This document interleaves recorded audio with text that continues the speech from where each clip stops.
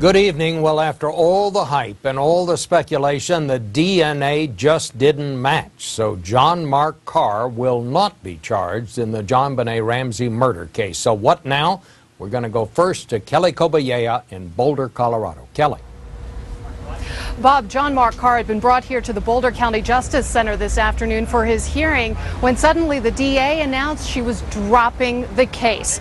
Karr is now back in the Boulder County Jail awaiting yet another extradition back to California on charges of possession of child pornography.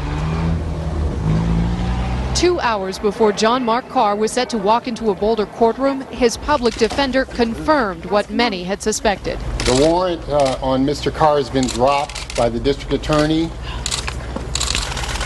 They're not proceeding with this case. I love JonBenét and died accidentally. It seemed too easy an answer right from the start. John Mark Karr, a 41-year-old school teacher from Hamilton, Alabama, caught in Thailand and all but confessing to a murder that had stumped investigators for nearly a decade. No. John Karr just might have been confessing to an obsession instead of a killing. The obsession with JonBenét Ramsey's life and the 6-year-old's death was detailed in 4 years of emails to journalism professor Michael Tracy. But no one could place Karr in Boulder, Colorado during Christmas of 1996 when Ramsey was murdered.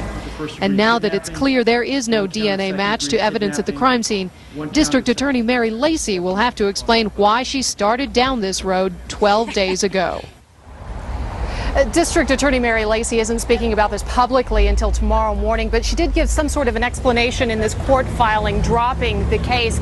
She said that her investigators had taken samples of DNA from Karr through things that he had touched, but their DNA expert needed a mouth swab in order to do an accurate test, and they feared that Karr would flee if he knew he was being investigated. Bob? Kelly, just let's go through this once more. He is now in jail, though. They haven't let him out on the streets. That's right. He is still in the custody of the Boulder County Sheriff's Department. They're holding him, they say, until California authorities can start moving through the extradition process in reverse from what we saw last week. Okay, well, thank you very much, Kelly. Our legal analyst, Andrew Cohen, is here with us in New York tonight. I mean, I guess weirdness begets weirdness, but I mean, what a strange turn of events. I mean, did they have no evidence against this man when they arrested him? I think what happened is they figured they needed to do the DNA testing, and that if they asked him politely to do the kind of testing they wanted, he was going to bail. He was, in the meantime, sending these emails that were getting more and more alarming to a CU professor. We saw the picture of him there. I think officials figured they better swoop in, get him, bring him back, and then do the investigation. The problem with doing that is you don't have a strong physical case, and it's a red-hot media blitz, and everybody creates these large expectations for what this guy is and what he isn't, and it's a huge embarrassment for Boulder. What is this going to do to the case?